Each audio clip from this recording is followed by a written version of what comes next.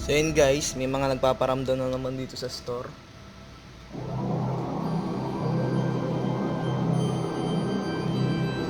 Mataas naman yung balahibo ko guys. So may mga nararamdaman na naman ako.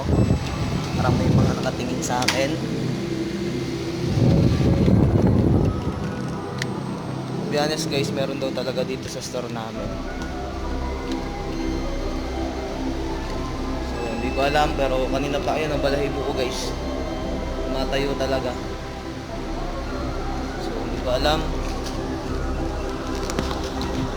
Ayan.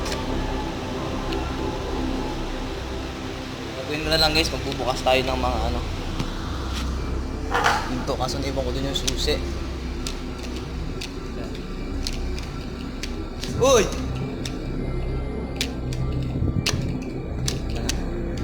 Pero mababait naman daw mga